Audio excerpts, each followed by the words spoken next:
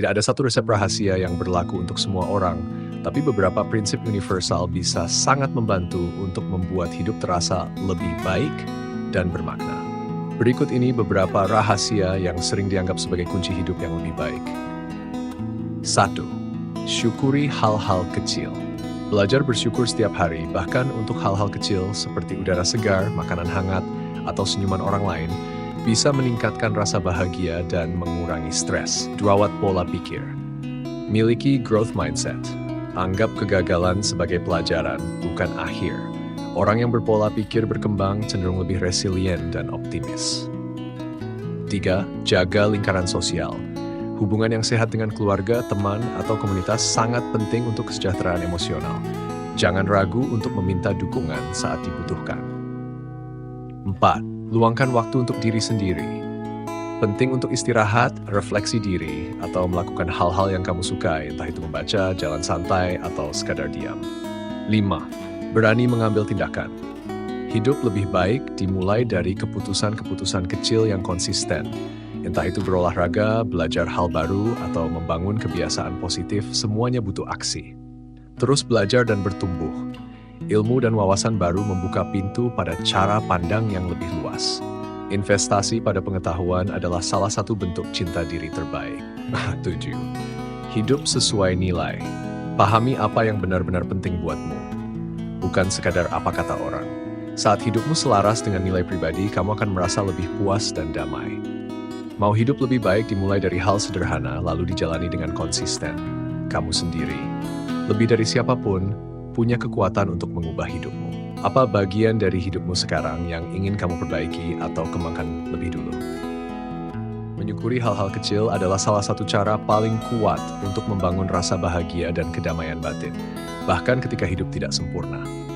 Berikut beberapa cara sederhana untuk mempraktikkannya. 1. Mulai hari dengan rasa syukur. Setiap pagi, coba sebutkan 3 hal yang kamu syukuri. Contohnya, aku bersyukur masih diberi napas hari ini. Aku bersyukur bisa tidur dengan nyaman. Aku bersyukur punya seseorang yang peduli padaku. Bisa sederhana. 2. Tulis jurnal syukur. Luangkan 5 menit tiap malam untuk mencatat hal kecil yang membuatmu tersenyum hari itu. Bisa sesederhana, secangkir kopi yang enak, cuaca yang sejuk, mendengar tawa teman. Sadari momen saat ini. Alih-alih terburu-buru, coba hadir sepenuhnya di momen sekarang. Nikmati aroma makanan, suara hujan, atau sinar matahari sore. Hal-hal ini sering lewat begitu saja tanpa kita sadari. 4. Ucapkan terima kasih lebih sering. Biasakan bilang terima kasih bukan hanya sebagai formalitas, tapi sebagai bentuk kesadaran bahwa apapun yang kamu terima, besar atau kecil, berharga. Hari ini aku bersyukur karena bisa tertawa, karena tubuhku sehat, dan karena punya waktu untuk diriku sendiri. Latihan ini mungkin terasa sepele di awal, tapi jika dilakukan konsisten, dampaknya bisa besar.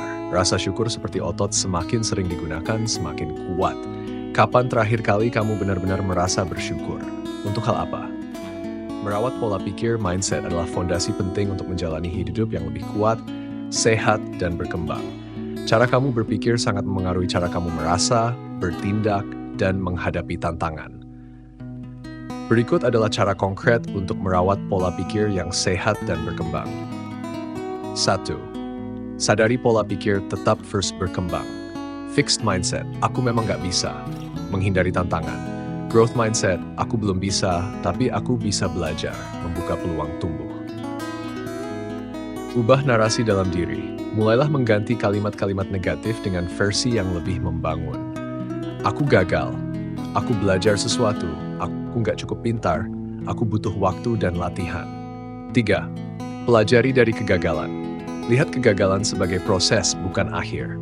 Tanyakan pada diri sendiri, apa yang bisa kupelajari dari ini? Bagaimana aku bisa mencoba dengan cara berbeda? Kelilingi diri dengan orang positif. Orang-orang yang suportif bisa membantu kamu melihat kemungkinan, bukan keterbatasan. Jauhi lingkungan yang hanya menghakimi atau menjatuhkan. Latih kesadaran diri. Latih kesadaran negatif, pikiran negatif muncul otomatis. Dengan kesadaran diri, kamu bisa mengenalinya dan memilih untuk tidak mengikutinya.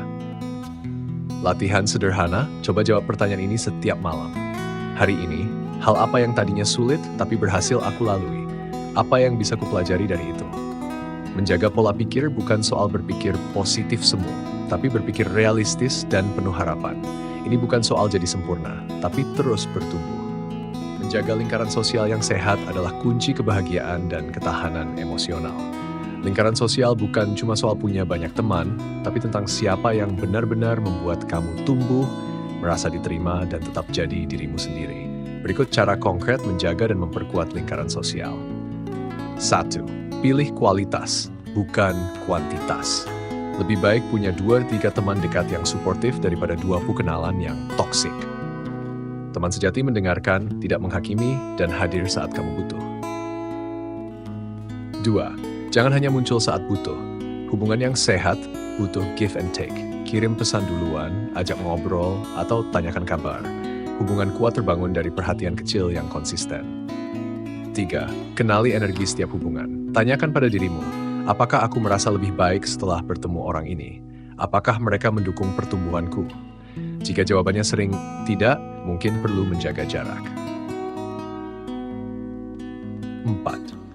Bangun relasi yang dorong tumbuh. Berada di sekitar orang-orang yang punya semangat belajar, empati, dan nilai yang sejalan akan memperkuat mental dan semangatmu.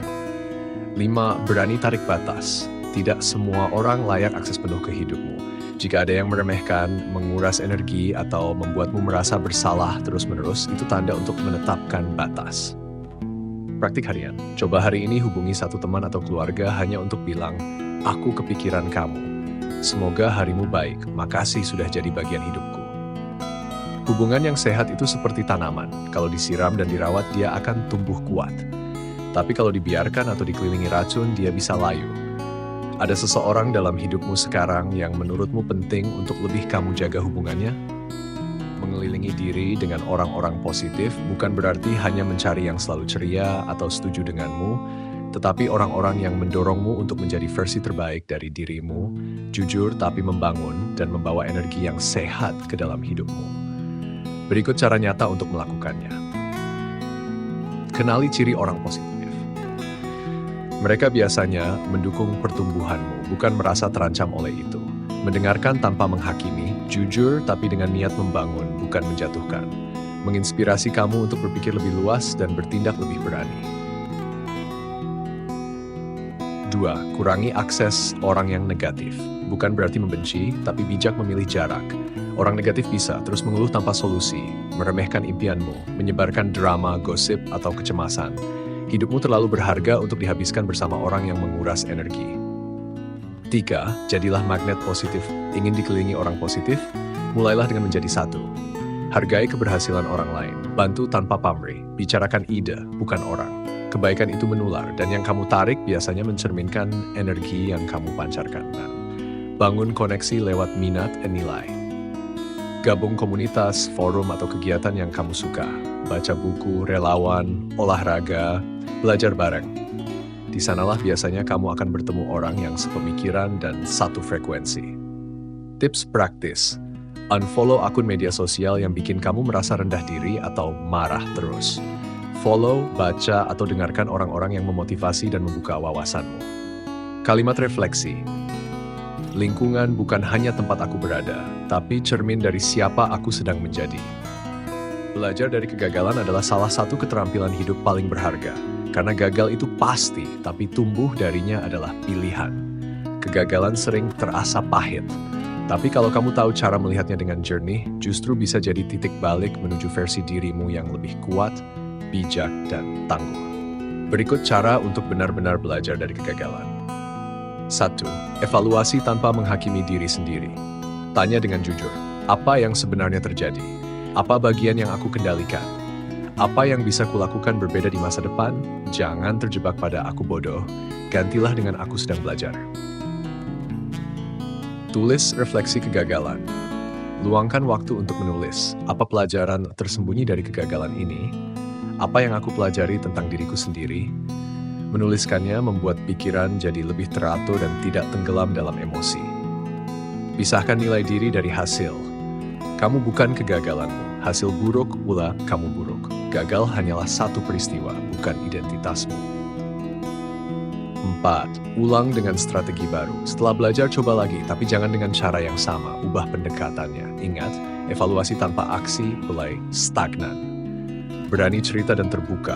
Kadang berbagi cerita kegagalan dengan orang yang tepat bisa memberi perspektif baru dan mengurangi beban. Kamu nggak sendiri, semua orang besar pernah gagal. Contoh mindset baru. Aku gagal bikin proyek ini. Sekarang aku tahu cara yang tidak berhasil, itu sudah satu langkah lebih dekat ke cara yang benar. Kegagalan adalah guru yang kasar, tapi jujur. Yang penting, kamu datang kembali dengan pelajaran, bukan trauma. Evaluasi tanpa menghakimi diri sendiri. Artinya melihat kesalahan atau kegagalan dengan jujur, tapi dengan belas kasih terhadap diri sendiri. Bukan menghukum, menyalahkan, atau merendahkan dirimu. Kebanyakan orang langsung bereaksi seperti ini. Aku gagal karena aku bodoh. Pantas saja, aku memang gak akan pernah bisa. Padahal evaluasi yang sehat seharusnya seperti ini. Ada yang tidak berjalan sesuai rencana. Aku ingin tahu kenapa, supaya ke depan bisa lebih baik. Aku kecewa, tapi aku tahu ini bukan akhir. Cara praktis melakukannya. 1. Pisahkan fakta dan emosi. Fakta, aku tidak lolos seleksi kerja. Aku merasa kecewa dan minder. Sadarilah bahwa rasa kecewa wajar, tapi jangan biarkan itu mendefinisikan nilaimu. 2. Tanya diri dengan rasa ingin tahu, bukan hakim. Contoh pertanyaan reflektif. Apa yang bisa aku kendalikan di situasi ini? Apa yang bisa aku tingkatkan untuk percobaan berikutnya? Apa yang sudah kulakukan dengan benar, walau hasilnya belum maksimal? Gunakan bahasa yang menenangkan diri. Kata-kata punya kekuatan. Coba ganti. Aku gagal total. Aku sedang dalam proses belajar, dan ini bagian dari perjalanan. 4. Bayangkan kamu menasihati teman. Apa yang akan kamu katakan ke sahabatmu kalau dia mengalami hal yang sama?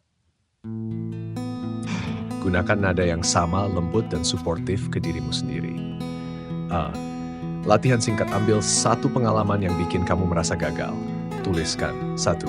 Apa yang terjadi? 2. Apa yang bisa aku pelajari? Apa yang bisa aku lakukan berbeda? 4. Kalimat penguat, aku tidak gagal, aku sedang bertumbuh. Menghargai diri sendiri saat sedang jatuh justru menunjukkan kekuatan emosional yang luar biasa. Menanya diri dengan rasa ingin tahu bukan seperti adalah pendekatan refleksi yang penuh welas asih. Daripada mencari siapa yang salah atau menyalahkan diri sendiri, kamu mencari pemahaman. Pendekatan ini mengubah pola pikir dari kenapa aku bodoh banget sih menjadi apa yang membuatku mengambil keputusan itu. Apa yang bisa kupelajari? Kenapa ini penting? Karena ketika kamu menghakimi diri, kamu menutup pintu untuk belajar. Tapi saat kamu penasaran dengan sikapmu sendiri, kamu membuka peluang untuk bertumbuh. Contoh pertanyaan dengan rasa ingin tahu. Setelah kegagalan, apa yang sebenarnya terjadi tadi? Apa yang kupikirkan saat membuat keputusan itu? Adakah sinyal atau tanda yang aku abaikan? Apa yang akan aku lakukan berbeda jika mengalami hal serupa lagi? Saat emosi negatif muncul, apa yang sebenarnya aku rasakan sekarang? Dari mana perasaan ini datang? Apakah aku menuntut terlalu banyak dari diriku? Praktik sederhana. 1. Ambil satu momen yang membuatmu kecewa pada diri sendiri. 2. Tarik napas. Bayangkan kamu sedang duduk bersama si dirimu yang lebih muda atau lelah. 3. Ajukan pertanyaan lembut seperti, apa yang sedang kamu butuhkan waktu itu? Apa yang kamu coba capai? Apa yang bisa kita pelajari bareng dari pengalaman ini?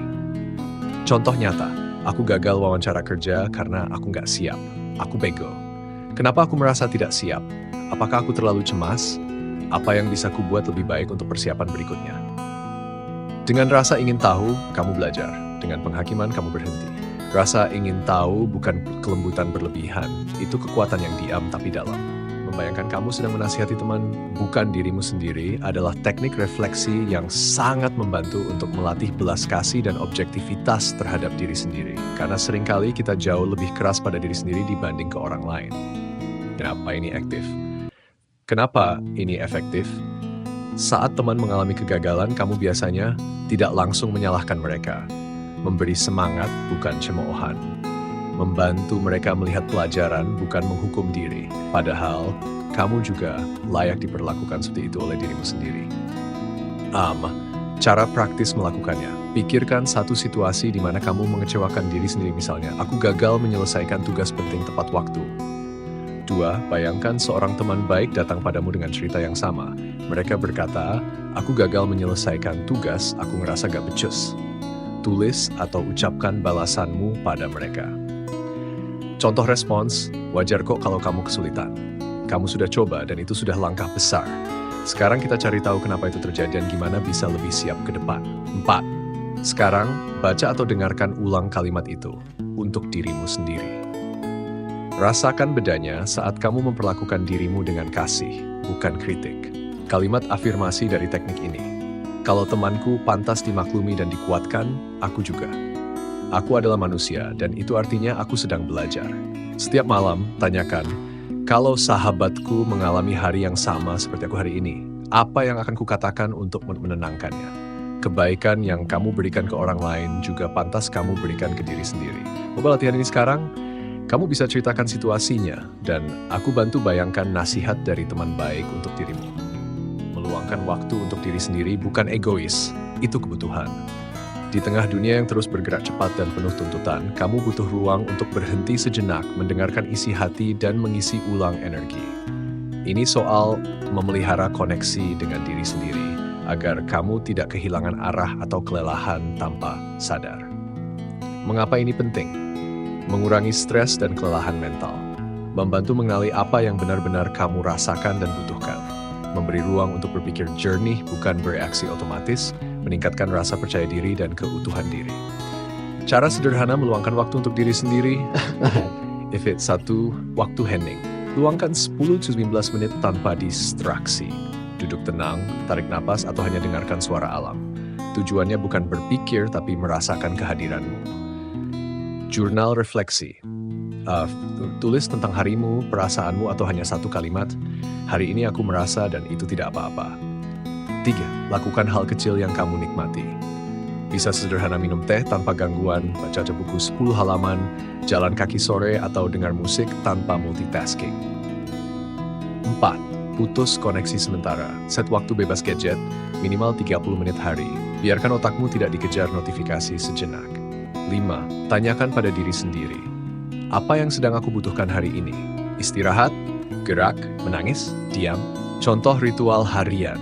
Setiap malam sebelum tidur, aku matikan semua layar, nyalakan lampu temaram, dan duduk sendiri selama 10 menit. Hanya untuk kembali ke diriku sendiri. Kamu nggak harus pergi liburan jauh untuk merasa diri sendiri. Kadang cukup dengan hadir utuh selama beberapa menit dalam keheningan. Terus belajar dan bertumbuh adalah kunci untuk menghadapi tantangan hidup dengan kepala tegak dan juga untuk menjaga semangat hidup yang penuh arti. Proses ini nggak pernah selesai. Setiap pengalaman, baik atau buruk, adalah kesempatan untuk memperbaiki diri. Mengapa terus belajar itu penting?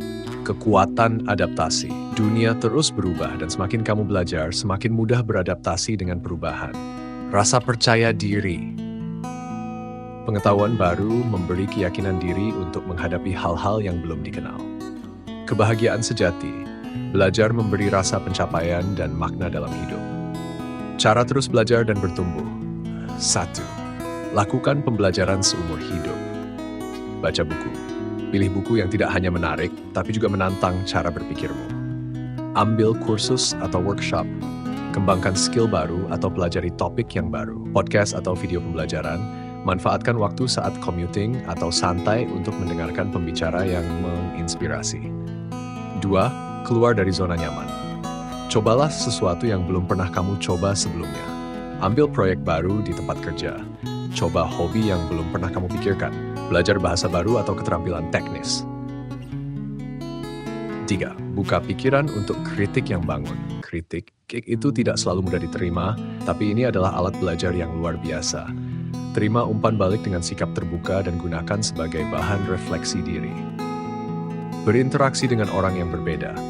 Berbicara dengan orang yang memiliki perspektif berbeda bisa membuka wawasan baru.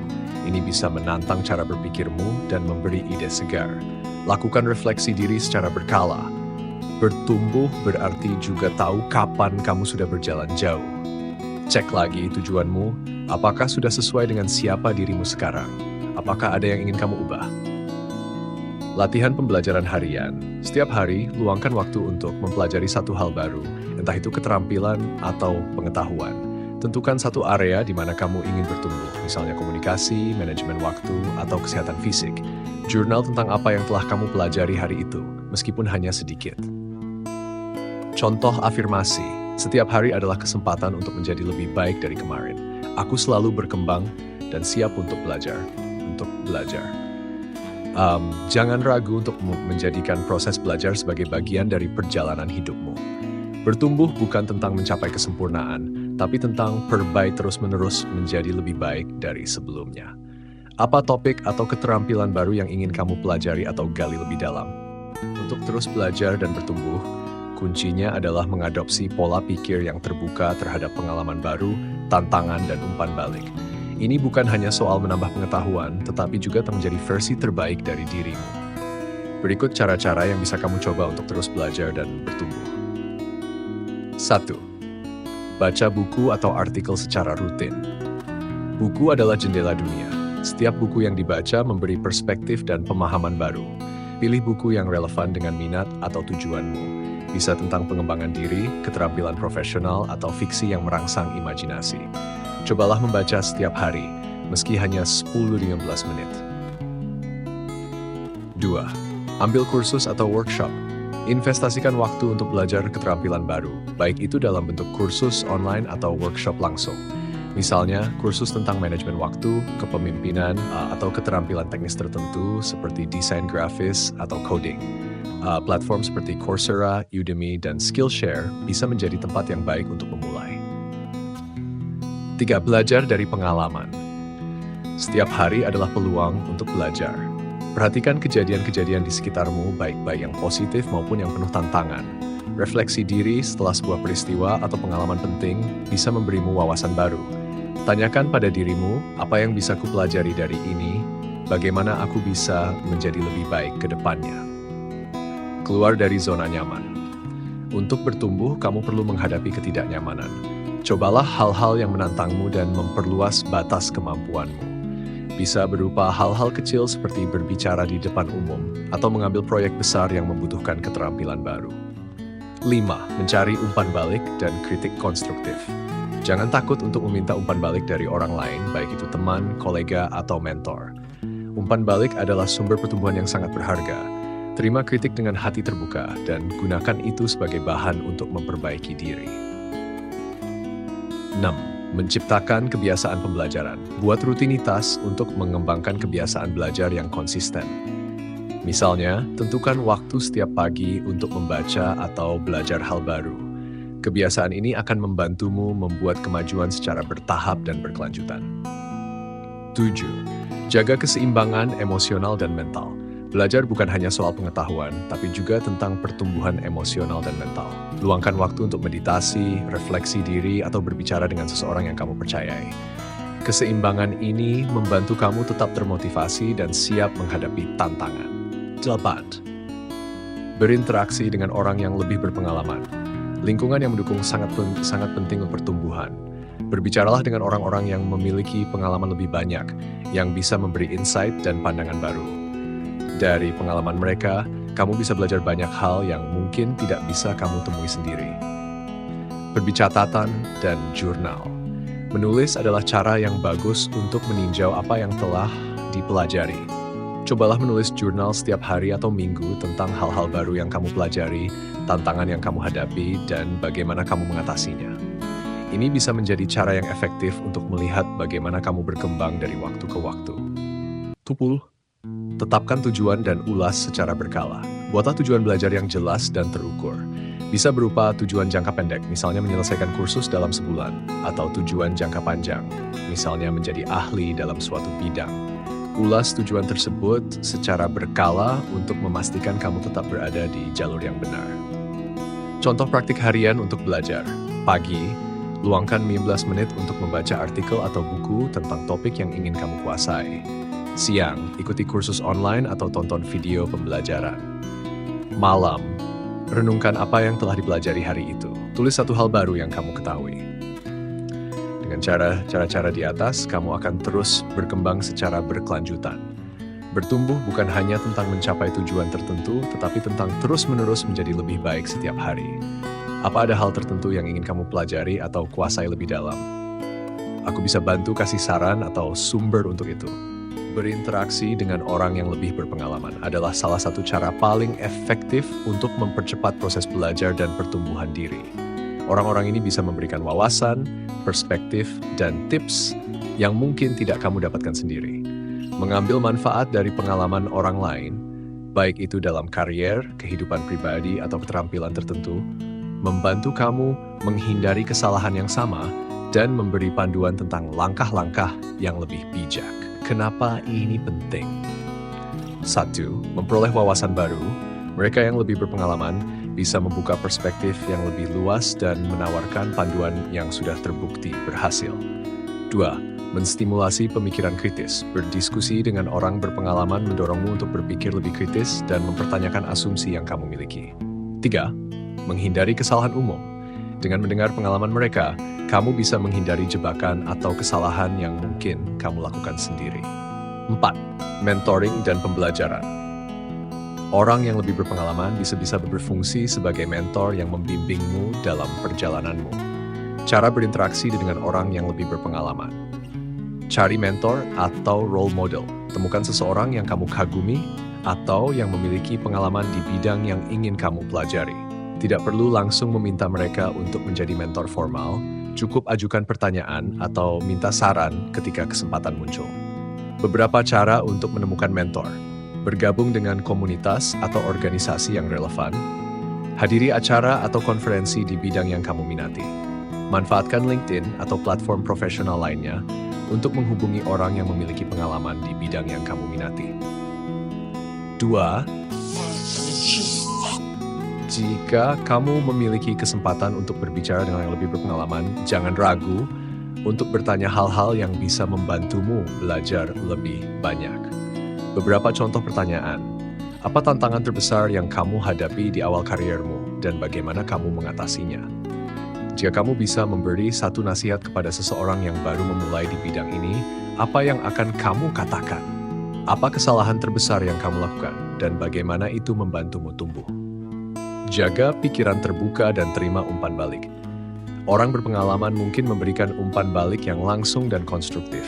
Terima itu dengan sikap terbuka dan hindari defensif. Belajarlah untuk melihat umpan balik sebagai sarana untuk memperbaiki diri, bukan sebagai kritik yang merendahkan. 4. Bangun hubungan jangka panjang. Jadikan interaksi ini sebagai kesempatan untuk membangun hubungan yang lebih dalam dan berkelanjutan. Jangan hanya menghubungi mereka ketika kamu membutuhkan sesuatu. Cobalah untuk tetap berkomunikasi secara teratur, berbagi perkembangan, atau bahkan memberi mereka update tentang bagaimana saran mereka membantumu. Berikan nilai kembali dengan cara membantu mereka dalam hal yang kamu kuasai. Sewaktu salah satu cara terbaik untuk belajar adalah dengan mendengarkan pengalaman mereka. Tanyakan tentang perjalanan mereka, rintangan yang mereka hadapi, dan bagaimana mereka mengatasinya. Cerita-cerita ini bisa memberikanmu wawasan tentang apa yang diperlukan untuk mencapai kesuksesan dan bagaimana menghadapi kegagalan dengan lebih bijak. Jadilah proaktif. Jangan menunggu kesempatan datang begitu saja. Jika kamu melihat seseorang dengan pengalaman yang kamu ingin pelajari, carilah kesempatan untuk mendekatkan diri. Bisa dimulai dengan menawarkan bantuan dalam proyek atau kegiatan yang mereka lakukan, atau menawarkan cara untuk saling berbagi pengalaman. Contoh situasi. Misalnya, kamu tertarik untuk meningkatkan kemampuan berbicara di depan umum. Kamu bisa mencari mentor yang sudah berpengalaman dalam berbicara di depan banyak orang. Bertanya tentang pengalaman mereka, kesalahan yang mereka lakukan di awal, dan bagaimana mereka mengatasi rasa takut berbicara. Minta saran tentang bagaimana meningkatkan teknik berbicara atau memilih materi yang menarik. Tips praktis, jadwalkan waktu untuk bertemu atau berbicara. Cobalah untuk mengatur waktu berbicara atau bertemu dengan orang berpengalaman secara rutin, baik itu secara langsung atau virtual. Terima kritikan dengan baik. Belajarlah untuk menerima kritik dan saran mereka tanpa merasa terhina atau kurang. Ini adalah proses pertumbuhan. Tanya tentang gagal dan bangkit. Semua orang yang berpengalaman pasti pernah gagal. Mengerti bagaimana mereka menghadapinya bisa memberi pelajaran berharga tentang ketangguhan dan keberanian. Dengan berinteraksi secara aktif dengan orang yang lebih berpengalaman, kamu bisa mempercepat perjalanan belajarmu dan mendapatkan wawasan yang mungkin tak akan kamu temui sendiri. Siapa tahu, suatu hari kamu bisa menjadi mentor bagi orang lain juga.